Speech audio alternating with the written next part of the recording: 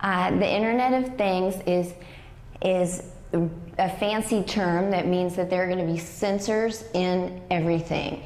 So what the products that you buy will have a sensor, and that will be able to speak with or communicate with your credit card, with your GIS data, your geospatial data, where you are in time.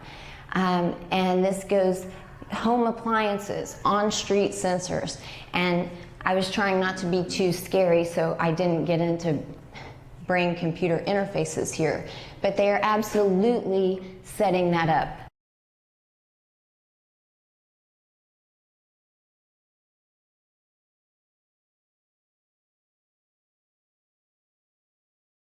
But anyway, I'm excited to introduce Julianne Romanello, and I just spoke with her briefly. She was a professor at TU. She is so on fire about her topics that she has quit teaching, and she's a freelancer. She has 4 children, and this is her life because she's trying to save America. Yay! Okay, Julianne is a scholar and a researcher. She will be talking to us about the World Economic Forum and their plans to infiltrate city governments in the attempt to create 15-minute cities and other one world order control by 2030. And you guys see it, you hear it, you know this is happening. And beyond, using climate change as their vehicle. We are so sick of climate change. Educating ourselves is the only way to combat it. I want to welcome Julianne, and we so appreciate you. Thank you so much.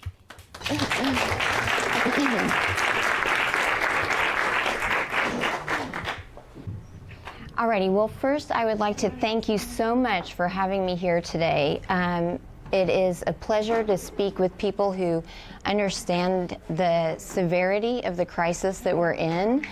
I'm about to make it sound a lot worse than you probably think it is. But I pray that you'll forgive me for that. And what I'll do is I'll just jump right in with some slides and a presentation. I'll go through some of these quickly. You won't be able to read everything that I have on the screen, but I like to back what I say up with evidence. So I have lots of screenshots, and it's too much information to read. I can make these slides available after the fact so that if you want to go back and look at those, you may. But just for the sake of sort of getting through some of these big questions, I'll try to be speedy and then save most of our time for Q&A, because it seems that, you know, people really want to ask about the specifics, talk about what we can do, and so on. So the title of my talk is Smart City Reset, Digital-Driven Innovation for the Digital Economy. Okay, so this is basically what I'll go through today. What is a smart city? Is Tulsa a smart city? And I'm going to talk a lot about Tulsa, even though we're in Sapulpa, because this is a regional plan and everyone is doing the same thing. And you know, Tulsa is the engine in this area for it, so that's why I'll focus on Tulsa. Is it a smart city? The answer is yes. Who's responsible for smarting your city? What's behind the smart city movement? And I'll talk about 2 trends. One is the new international economic order. That's the UN Agenda 21 program, Agenda 2030, and the Build Back Better, Great Reset, all of that. So we'll go through very quickly the NIEO and the 4th Industrial Revolution. Has anyone heard of the 4th Industrial Revolution? Yes. Okay, wonderful. So we'll briefly touch on that, and then, you know, sort of talk about how smart cities will affect you, especially through changes to business and finance. And one thing that I'd like to stress is that the New World Order is being implemented through business and through employers. So just at the outset, especially because, you know, we're a red state, most people are conservative leaning, and we have a tendency to distrust the government, which is good. We should distrust the government. But the government right now is a tool of business and the finance industry. Okay, so I think one important thing, if we want to counter these trends, is to wrap our heads around the fact that we've got to sort of throw our support behind a truly representative constitutional government rather than corporate governance or task force governance, things like that. The second thing that I'll mention that we need to just keep in mind, especially as conservatives, is that the phrase economic development sounds good, and it's going to sound really good when things get bad over the next couple of years, because the corporations and the criminals who are in office in our political institutions are wrecking the economy on purpose. Why? Because they want to implement the Build Back Better and the Great Reset and all of that. So when you hear the phrase economic development, be very, very concerned, because it is a developed economy, and it's not what regular Americans think that it is. We sort of think it's free enterprise and free markets, but it's not. It's all controlled. So two things to remember is, one, we have to sort of throw our support behind our political institutions as they're written into law, and two, we have to be very wary of efforts to replace the activity of government with private sector activity that focuses on economic development. Okay, and so then what do we do about it? I'll leave that for the discussion. Okay, I think we can go on. If you tap the keypad at the bottom. Oh, this right here? Yeah, then I think, okay, there we go. Gotcha. Okay, so what is a smart city? These are some screenshots that I made from UN documents. Yes? I have a husband that's hard of hearing. Good. Is it, I don't know if there, maybe there's some volume control. Thank you. Okay, thank you. So I have some screenshots. This is from a 2016 report from the Commission on Science and Technology for Development from the UN. Now, the U.S. is a member of the UN, and UN resolutions are binding on us. I mean, we could debate that, right? But our the criminals that are in political office are acting as if it's binding, and they're operating on these UN principles. So here's a report that they have put out that defines a smart city, because a smart city is key to the New World Order. And it is a smart, sustainable city is an innovative city that uses ICTs, that's information and communication technologies. So your broadband, your data sharing, your connected sensors and traffic lights, all of that. So it uses ICTs and other means to improve quality of life.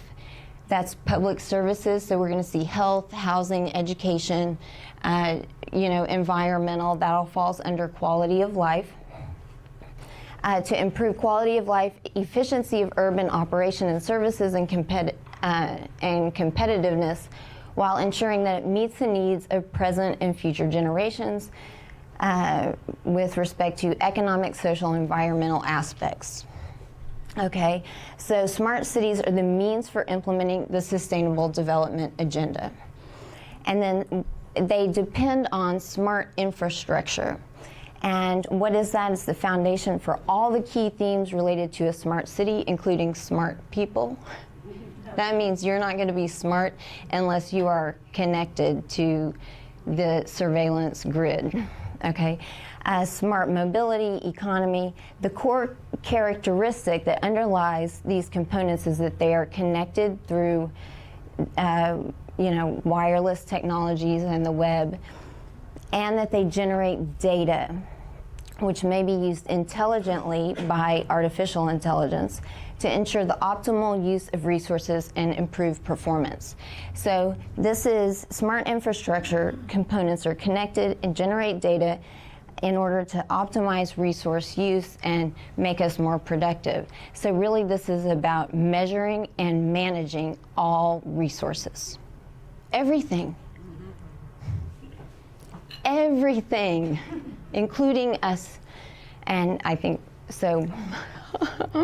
It's just unbelievable. Okay, so here I have just some more definitions. We'll just go over it because I'm not sure how many of you are really, have been looking into smart cities. This is from TWI Global, which is a British industry group, but there are many American corporations that are members. It's very influential, and it's just got a good summary. That's why I chose to use it. Again, we see it uses ICT technology to improve efficiency, share information, and provide a better quality of government service and citizen welfare. So that's how they're going to sell it. It's going to make government more efficient. It's going to cut costs. It's going to, transfer some topics that might be hairy politically. Is going to transfer this to the private sector, and the unbiased conclusions that AI and other 4IR technologies would make. Okay, the main goal of a smart city is to optimize city functions and promote, here you see it, economic growth. So some of the key features of a smart city are it's an infrastructure based around technology, environmental initiatives, so clean air concerns. We have those in Tulsa. You see we've got lots and lots of reporting on clean air. We're upgrading our water systems, so probably Sapulpa is doing that too. It's all related. Also, and this is key, effective and highly functional public transportation. The Smart City Agenda rolls out through the U.S. Department of Transportation and agreements with municipal governments to improve mobility strategies. And we'll look at that in just a minute. Confident and progressive city plans, that's another. So all of these vision plans. Oh, it sounds so great, right? We have a vision and it's going to be wonderful. Or, the Build Back Better. It's so, it's going to be great, this happy future we're moving toward. And then people able to live, work, and play within the city using its resources. Whenever you see the phrase live, work, play, or live, work, family, or live, work, whatever, you're dealing with a New World Order program. Okay, they use that slogan all the time. And what it means when it says within the city is that everyone's going to be stacked and packed into a smart city. Okay. New York City. Yes, exactly. And Tulsa has many, many ties with financiers in New York. So we can. Okay, smart cities use a variety of software, user interfaces, and communication networks alongside the Internet of Things to deliver these connected solutions for the public. It's for you. The Internet of Things is a fancy term that means that there are going to be sensors in everything. So what the products that you buy will have a sensor, and that will be able to speak with or communicate with your credit card, with your GIS data, your geospatial data, where you are in time. And this goes home appliances, on-street sensors. And I was trying not to be too scary, so I didn't get into brain-computer interfaces here, but they are absolutely setting that up, okay? So the Internet of Things is actually going to include us if we don't stop this, and I think we will, but it's going to require a lot of effort. But they want to use this network of embedded sensors in everything to manage all resources. And that means to control your access to those resources. So some of the technologies that you'll see in a smart city are things like application programming interfaces, artificial intelligence, cloud computing, data dashboards, and Tulsa is full of data dashboards on homelessness counts, on equality indicators, resilience indicators, all of these different things. You'll see them at your employer. If you're in corporate America, you have leaderboards. Who's done this? Who's made this much money? Who spent this much time? These are all of these tracking dashboards that are related to this smart city project to manage your life. And I think we can go. So some of the things, this is, let me turn my page here. You know, what are some of the things that you'll see in a smart city? Okay, the IoT, Internet of Things, is allowing for adoption of these technologies for a variety of applications. Smart parking, it's already in Tulsa. You cannot park downtown without putting in your license plate, without using, I think you might be able to use cash or coin still, but that won't be for long. Digital payments, smart traffic management, all of the little boxes and cameras that are going up on the traffic signals, those are all smart city infrastructure. And it is communicating data about what we do. Now, it's sold to us like in terms of needing to provide relief for traffic congestion. Okay, well, they're actually congesting things on purpose. And, you know, I think Tulsans are able to handle the traffic congestion without having this mesh network of programmable signals. But they'll sell it to us in terms of easing traffic congestion. They'll sell it to us in terms of getting ambulances to hospitals faster, things like that. But it's actually, I mean, really it's going to go to social credit scoring, human capital credit scoring. Okay, so, you know, you can go through this later, but you'll see rubbish collection bins and fleet management systems. Your trash systems are being set up to be measured and managed. So if you throw away too much stuff, if you don't recycle, you know, the Internet of Things sensors that are in those products and their packaging will be able to communicate with some type of sensor that's on your trash bin, that's on a sensor that's on the trash truck, that is going to measure and manage how much waste you generate. And I've actually stopped recycling a lot since, you know, COVID came, because, you know, what they're going to end up doing is establishing baselines for recycling, and they're going to say, oh, well, people recycle 30% of the time, how can we move this up? So I'm trying to lower the baseline. This is going to affect your office buildings. It's going to affect parks. It's going to affect your children's schools. It will affect everything. And here's how they sell it. Smart cities can connect all manner of services to provide joined-up solutions for citizens. And it's sold on efficiency, efficiency, efficiency. That's how it's sold really to conservatives, to progressives. It's sold in terms of increased access and social safety nets and so on. They've got one narrative for us, one narrative for progressives. Okay. So the roadmap for technology deployment, you know, they want to implement data collection measures, network communications, and here we get to descriptive and predictive analytics. So a smart city, what's it designed to do? It's designed to gather all of this data so that, this is again how it's sold, so that risk can be managed. As we enter into this controlled economic demolition, people are going to be very risk averse, right? And businesses are going to struggle. So they're going to want to control for all of the uncertainties and disruptions that are going to be thrown at us.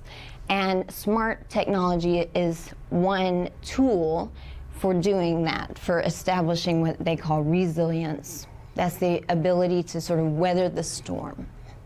So that's how it's sold to us. You're going to be able to manage risks because you're going to have so much data that you will be able to simulate any possible situation. And you can optimize your course of action based on these computer programming models and algorithms so that you can do just the right thing and remain afloat. That's how it's sold. And how is it going to affect your life? I mean, smart cities will have smart citizens. And what are they? Well, it says here, imagine citizens using technologically powerful smartphones as mini computers enhanced with built-in AI and remote learning in local and global networks of citizens. These connected smart citizens will be better equipped to be citizen scientists, journalists, peacekeepers, and environmentalists. They want us to be good global citizens, and that's what the new international economic order is really about. It's about incentivizing a moral program to make us good global citizens so that we fit within the network well. Okay? So, is Tulsa a smart city? Well, here in 2020, we had achieved silver designation from Michael Bloomberg's What Works Cities. Now, there are layers and layers and layers of these types of programs. So I think Tulsa is part of the Resilient Cities Network. And if I remember, that goes back, I mean, that's Rockefeller for sure. Resilience always goes back to Rockefeller. But it goes to Bloomberg and maybe Soros too. But Resilient Cities, What Works Cities, that's anytime you hear What Works, that's Bloomberg, who is a data analytics guy, right? And Stop and Frisk in New York City, that's what's coming here. But Bloomberg and Bynum and George Kaiser are all cozy, cozy, cozy, and others. So Tulsa scales up data-first innovation. If you just Google Tulsa and Michael Bloomberg, you're going to open a huge can of worms, okay? And who are some of the partners with What Works Cities? Results for America. This is Mary Fallon. She was heavily involved with Results for America. And what they do is track and trace impact. Now, impact is one of those terms that is thrown about all over, and you'll see impact reports from companies, from governments, from charities, things like that, and they are tracing the kind of change that they have made in the world. So they'll look at a baseline and some sort of intervention or program that they have performed, and then they will measure the change. And that gives you a score of impact, and that's what the new economy trades in. It's this social change, behavioral change, on a personal level, on a corporate level, on a political level. So Results for America is very, very bad. They are partners with Harvard Kennedy School of Business. Harvard is full of all kinds of New World Order policies. You can see Johns Hopkins down here, responsible for the pandemic. Behavioral Insights team, they are a group out of the UK, and Bynum has gone to, meet with them in the UK several times, and they have what's called the nudge unit. A nudge is a little incentive. It's either a penalty or a carrot, and it encourages you to do one thing over another. And that is a tool for generating impact. So if the city of Tulsa wants to have an impact on some environmental metric, it might nudge you by sending you a text that says, remember to recycle your glass. And that's like sort of a nice nudge, but there are not so nice nudges that are going to occur. And after we have had carrots for long enough, oh, join a wellness program through your employer and you get $50 off your health insurance premium. That's an incentive that we would like, but it's going to turn into penalties. Okay, so we'll be nudged positively for a while, and then we'll be penalized. And the behavioral insights team, that they do a lot of behavioral psychology, is really twisted stuff. So, more Tulsa corruption. Are we a smart city? Well, here's some of the things that we're doing. It's not just the technology, but it's also innovative financing, innovative governance, and this is from a source, the new localism. And you know, I look at a lot of these different corporate press releases and advertorials and I read most of their information. If you know how to decode it, it's a great source of insight. So the new localism writes, and this was 2022, Tulsa, Oklahoma, we have the Tulsa Authority for Economic Opportunity. These guys are bad news, very bad news. There's a total consolidation of power. But this is part of this reforming public authorities. And what are they going to do? They're going to own substantial assets. This is a public-private partnership, including multiple parking structures and surface lots in downtown, large land holdings, prime for redevelopment with stack and pack smart housing, residential lots throughout the city, and a hangar leased by American Airlines, all to promote smart development. So this is another smart aspect of the city, are these new governance forms. And you can see Rahm Emanuel and Bynum. He's such a snake. So then here I have, this is from Link Tulsa. This is their build grant application. They're seeking federal monies to do what? To implement programs that provide a step forward to smart city corridors and a smart city.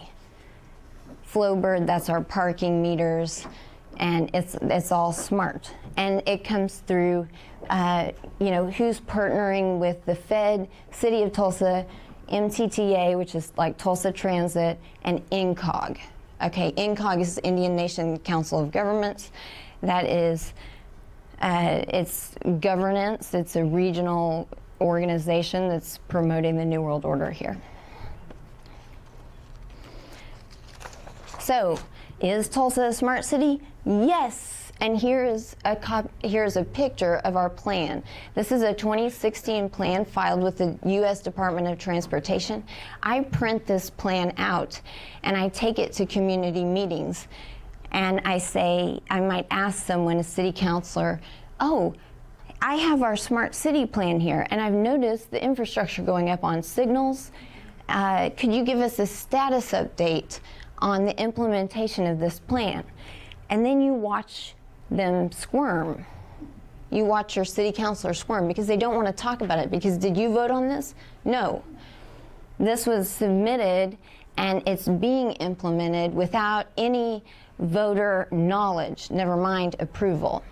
But we have it here, and you can't really see it because it's so small, but autonomous vehicles, connected network, monitor pavement, real-time traffic monitoring, supercomputer government, smart delivery, car-free zones, electric vehicle charging, open data sources, ITS architecture,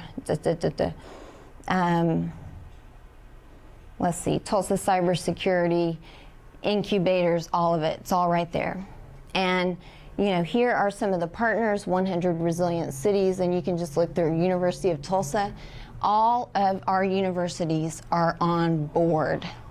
The Oklahoma State Regents for Higher Education are absolutely pushing this agenda. It is in every single university. And they are universities, and this is every state, it's not just us, but universities are anchor institutions, and they give legitimacy to a lot of these innovative programs. So people trust them because they think, oh, well, there are unbiased researchers working on this cutting edge technology. It sounds cool, and Americans like to be doing these new innovative things. But all of your universities are basically education washing a totalitarian program. So again, that was a 2016 plan. This is a newer plan for the Tulsa Mobility Innovation Strategy. And I hope, if you look through these, you'll see that there are all of these buzzwords. You just follow the buzzwords. You don't even have to follow the money, because sometimes that's harder to do. But you just follow the buzzwords, and you will identify a New World Order program like this. Mobility Innovation Strategy, boom. It's New World Order. What are they doing? Bike lanes. I think we're going to see a huge propaganda push for bike lanes. Well, I mean, Tulsa, no one rides bikes. Nobody wants to ride a bike, right? But they're going to tell you that everybody wants to ride a bike, and they have to do this to attract workers. No, no, no, no, no. It's all marketing. So just like I used to hear this, like, oh, well, millennials, and I'm not really a millennial, I'm sort of Gen X cusp. But I would hear millennials don't want to work in a place that doesn't offer you opportunities for community service. You see it written over and over in the press. Well, actually, I didn't know any millennials that probably would have wanted to do that on their own, except that they've been told that, and then the HR people at work implement these policies. Oh yeah, we have to do it because somebody said it. And that's just this cycle that they use for everything. So you're going to hear bike lanes. Everybody wants bike lanes. We have to attract young talent and keep people. People don't really want bike lanes. I don't think 20-year-olds want bike lanes. I'm 42 and I really don't want a bike lane. But you can see here's what they're doing, with policy infrastructure, and that's a really big one. Okay, I need to zoom through. So let's skip, who is smarting us? Well, that's my buddy George Kaiser. He's turning Tulsa into a beta city, and that means Sapulpa is a beta city, and Jenks and Broken Arrow and every place else is a beta city. We are used for pilot programs because we have a demographic that can be generalized throughout the country. Also, we are a captured audience because of different features about our state and our city that I'll skip for now. But who is doing it? Kaiser Family Foundation, Tulsa Regional Chamber, Tulsa Tech, BOK, all of these different groups. And if you start digging into it, you see that it's the same people over and over and over again. This is from INCOG. This is a 2008 plan for economic development.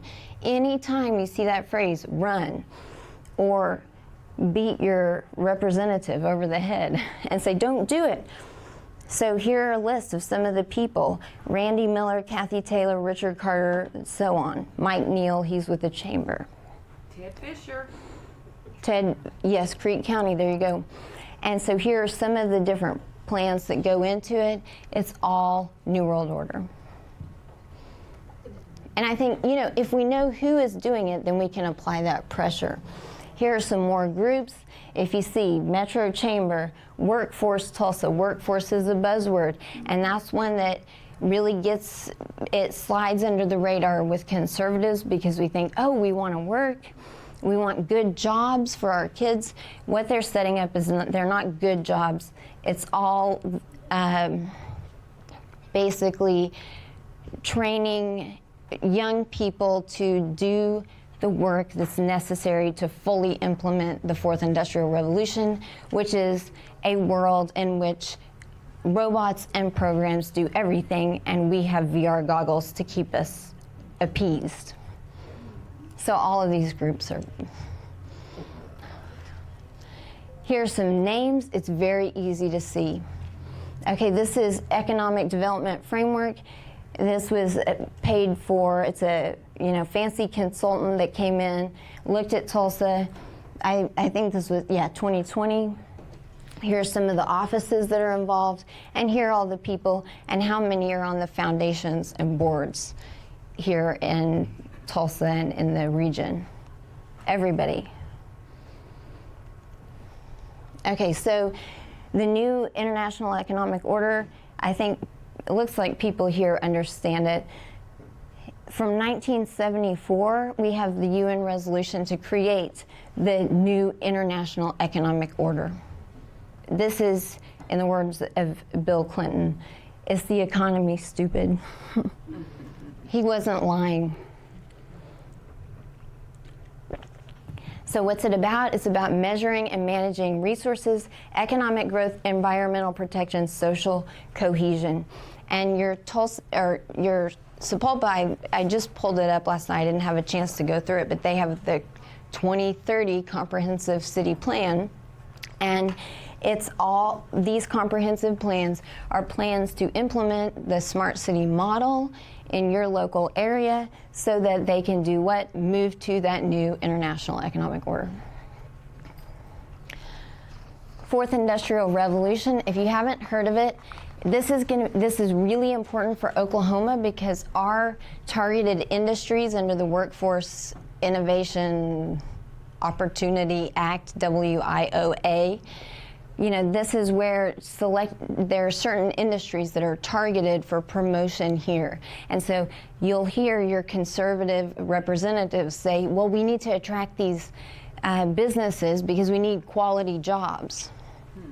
Well, that's true on the face of it, but what's really going on is that we're implementing the fourth industrial revolution through aerospace, through drones, cybersecurity, all kinds of high-tech global supply chains, and it's going to end up leaving human beings with no work.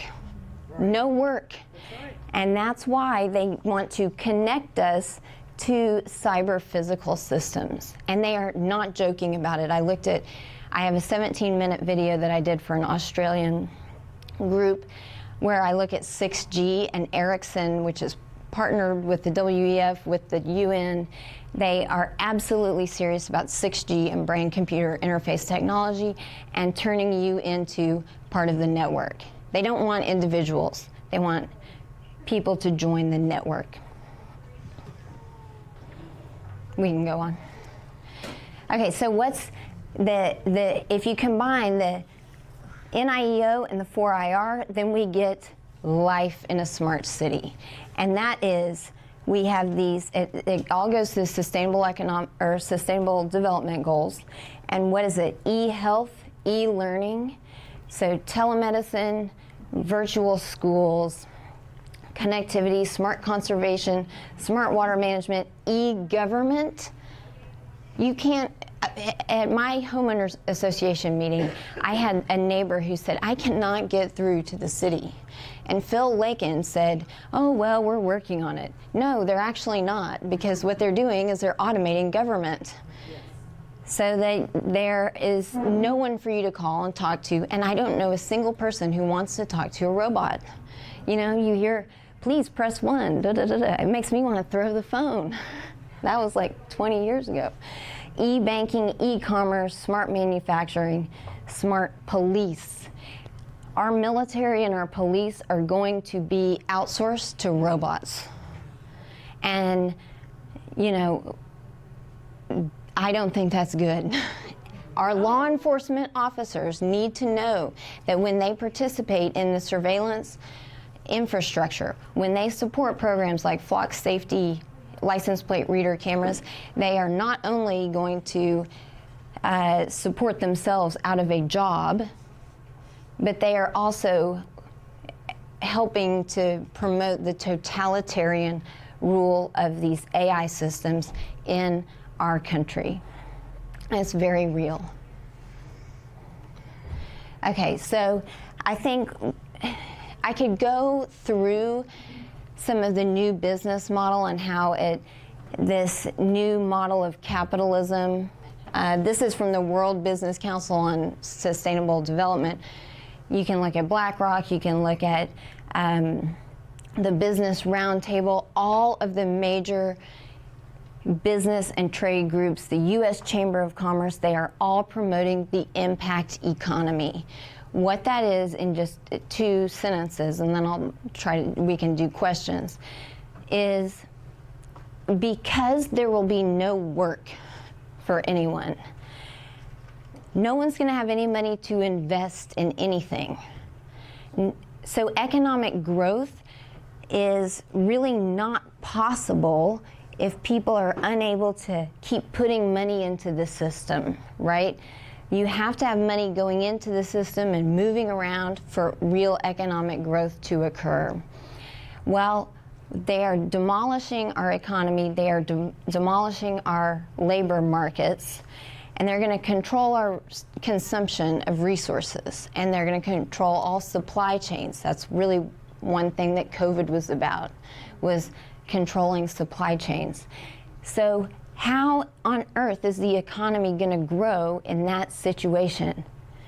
Well, you move it into the metaverse, into a fake world in which you are endlessly developing human capital, because you can make people different over and over and over again, and you can say that that's valuable by arguing, we need these skills, we need these qualities, we need these attitudes, or else we won't be resilient, or else we will not be able to compete in a global economy.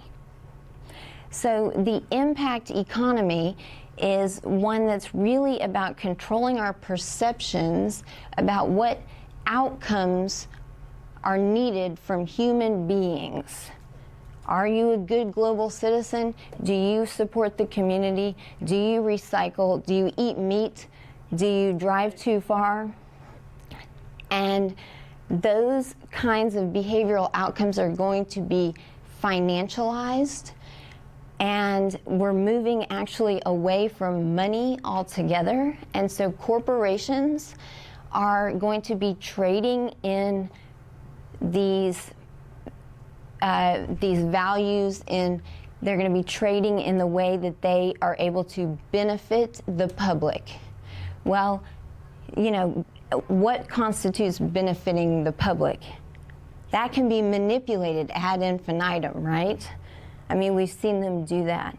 So the impact economy is going to pursue true value, which is good social outcomes. Oh, business needs to correct all the wrongs that capitalism has led to. How are they going to do it? By delivering public services. Of what sort? Oh, any sort. Veterans programs, environmental initiatives, toys for tots, whatever, you name it. And that's going to be tied to a corporation's worth. And that goes into ESG scoring, which is social credit scoring for corporations.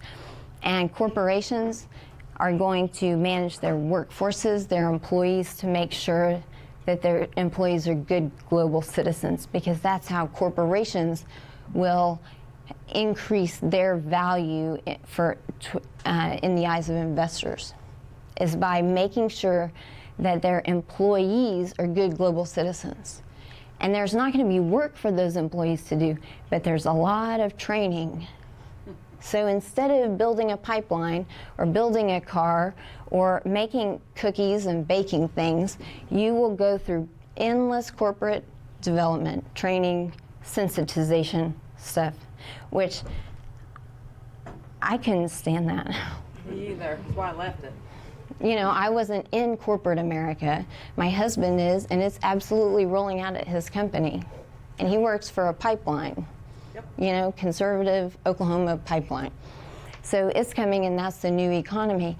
And so all of that smart city infrastructure with the Internet of Things that's going to be tied to digital identity, that's to measure and manage those indicators of whether or not you are being a good global citizen. So that's what's going on. And yeah, I'll take any questions. And how do we fight it? Maybe we could talk about that. I think it's really, it needs to be at the state level, because if you look at what they want to do, they want to they want to stack and pack us into these mega cities where we can be controlled, and they're going to be basically charter cities. So, you know, huge company towns. And it's going to be the Fed sort of operating on those cities, but it's all through corporations behind the politicians. So they want to get rid of state governments. And if we as Oklahomans, people as Kansans, as Utahns, can unite with people from the cities, people from the rural areas, then we can, I think, really pressure our state representatives and senators to put some teeth in our state constitutions, and then maybe rein in the criminals who are in the Fed. And we've got plenty of criminals in state government too. It's going to take a huge effort, but because this system runs on reputation capital, that is public perception, then, you know, we do have sway over elected officials here if we get loud enough. You have to get really loud. Really loud. So they have to be so afraid of the public and embarrassed by the public that they will do what they should do, even against, you know, intense pressure from corporations to do otherwise. You want to have a question? How do we, at the local level, affect change? Oh, this is on, but It's on. No, it's on. oh, I don't. Okay. How do we, at the local level, affect change with our mayoral and other administrations that are leading us down paths, or leading, not us because we're not given the opportunity to willfully, you know, follow, but how do we change that? Is it different administration, or what is it? I mean, I think it has to do with educating the people. I mean, I think we have to have a massive public awareness campaign. You just teach people the top 10 buzzwords, and you say innovation, sustainability, resilience, equity, and then you tell our neighbors what they mean. And we explain it, and if they hear it enough, like lots of people have a clue that there's something that's really wrong, but people don't trust themselves. And that's a major problem. So we've got to get lots of conversation going that's going to empower individuals to trust themselves and say, oh, no, I actually know what is going on. Here's what they're doing. You're doing the impact economy. You're putting us into smart cities because you want to track this and you want to make big bets on behavioral outcomes. And you don't have to have all the research that I have in order to back it up. I mean, I can give you stuff to back it up, but if people will just start talking about it publicly at the water cooler, at church, at the park, wherever, then we each individually get the nerve to tell our officials, no, I know. And when they hear it enough, because a lot of our officials are cowards, then they will start to crack, I think. So I think it has to do with massive public education and then organization from city to city so that we can get these state defenses up and say, look, this is not what we want in the United States. We do not want to order things from robots all the time. We do not want to work from home behind our VR goggles and be turned into global citizens. And we don't want surveillance. No surveillance. So I think some of the key issues to bring up with your neighbors, look at the surveillance, that's rolling out. It's cashless tolls. These are access control mechanisms. So, you know, the Tulsa 15-minute city, they don't want to talk about 15-minute cities in the U.S. They call them 3-mile cities, or really the phrase is transit-oriented development. Run from the phrase development all the time. But you can see that, you know, there's the new extension, 75 and I-44, that big spaghetti. That is a ring that they are implementing to have the 15-minute city is going to be inside of that ring.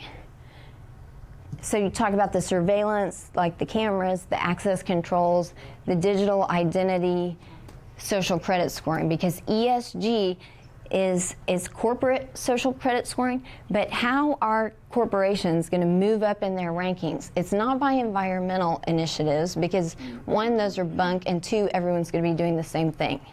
It's not going to be by the G, the governance, because you can only get your corporate board filled with different demographics to a certain point, right? But you can endlessly manipulate the S, which is the social, which is your workforce. And so what they want to do is have corporations are going to hire you only if, and this is where it goes to children. You know, my oldest is 11, so, and I've got 4 who are going to have to live in this messed up world if we don't stop it. But they're going to get an entire transcript of a child's life. Did they share at school? Did they volunteer? Did they say all of the good words? If not, you won't be hired. Or there is going to be very careful algorithm, predictive profiling that's going to say, oh, this person's very adaptable and can be manipulated many times, and that's a big profit center. Just for everyone here, the Creekville Turnpike all the way around is now all completely taken away, and there are only getting their tags or your Yeah, it's so, I mean, it's going to be a cashless economy, and it's all done through these cameras. So, you know, your license plate is going to be, there's going to be, we'll have cameras to take photos of that, and it's going to be tied to your driver's license, your credit card, your this, that, and the other, and you will have no opportunity to say, no, I don't want to pay, or anything like that. Really, you don't even need a chip in your hand, because the cameras and facial recognition is so fine-tuned that you're already identifiable. Mm-hmm. Are you aware of the Mike Gill allegations and his evidence out of New Hampshire? Mike Gill? No. Or your cameraman, Mike Gill? Because I know General Flynn knows all about his evidence. Do you work with General Flynn? No, I don't. Okay. Do you have a comment about the Israeli aspect of Tulsa and the 8200 taking over TU? Because you used to talk One about question per person. We got a lot of people. that. Oh, well, just the Tulsa connection with the Israeli tech, if you don't mind. Yeah, I mean, we have, if you look, so, you know, I started into this because of a takeover of TU. And as I started asking, what are they doing? Why are they destroying a good liberal arts university? One key component of it, it's in the strategic plan for the University of Tulsa, is that they want to create a cybersecurity empire. And this is through Team 8, and which goes back to Unit 8200 of Israeli intelligence and George Kaiser Family Foundation in the city of Tulsa. So when I first started looking into this, we are getting so much investment by these Israeli cyber companies that when you look at what a smart city is and how it has to be managed, you know, there's a huge emphasis on security, and someone's got to run all of that data and ensure that it's secure. Well, it's not our domestic institutions that are doing it. It's a foreign government that's doing it, and that's something that, you know, we just have to face the reality of that. It's, I mean, there are I'm going to encroach major on some interest questionnaires here, but what is the incentive for these crazy-ass liberal people? What is their incentive other than, are they that demented that they want a socialized communistic society? Is that, I mean, You what they know, want for their kids as well? I think, I think the progressives have gotten on. I think actually real progressives don't want any of this. And they're worried about privacy, and they're worried about education and the privatization of education. So, if we want to unite and fight this, I think we're going to have to sort of find where we have these, overlapping concerns. But I think a lot of it has had to do with the behavioral psychology research shows that one of the most powerful motivators for human beings is the feeling that we are contributing to the greater good and that we're helping others. And so I think a lot of people who lean left have really been brought into this system unknowingly, because they don't know what the words mean either, but they've been brought in through these appeals to the idea of doing well for people who are less fortunate, and so I think we've got to sort of understand that and realize that desire that probably we all have has been weaponized. We do want to do well by our fellow human beings. We are like almost out of time. I got We're one like more out of to do. time. Let's do two more. Sorry, guys. Two more. Go ahead. My name's Rodney. I'd like to make a statement. When I was 6 years old was the first time I heard about the Communist Party. The Communist Party did this, and they're still doing it, and they're complicit with our government. There was a senator in 1950 when I was 6 years old. I already talked. Why aren't the American people standing up and saying that, helping him and do the things that need to be done, ridding him of communists? Now all of our universities, all of our schools, and they're all liberal. Yeah. That is because they were made that way on purpose. Yeah. And I've got much more I could say, but Yeah. We're out of time. Okay, one more back here. I wanted to ask if you think that it would be beneficial then for us to stand up and require that each of our communities be representative of the people in the community and say no to any further outlying of the Tulsa County initiatives, and say not in our city. Our city will be representative of our culture that we have, and we'll make a decision for our own city and say no to Tulsa. I think that's where Yes. city council comes in. Yes, Yes. I think you have to do that, and I think if the smaller towns that are outside of Tulsa start doing that, then the people who have some sense who are in Tulsa are going to unite with you all and with each other there, and then we can start to chip away at this, because it is a tight-knit club and it's funded by insane amounts of money and power. They own all of downtown. They own everything. But we have truth on our side, and I do believe we have the Lord on our side. Amen. One more question. Where's all the money coming from? Where? Well, I mean, They print it. yeah, I mean, yeah. I'm in banking. They literally, the Fed Reserve is a captive outside. There's no boundaries. There's no country for the Federal Reserve. The same people the 13 families that own the Federal Reserve Yeah. own the IMF.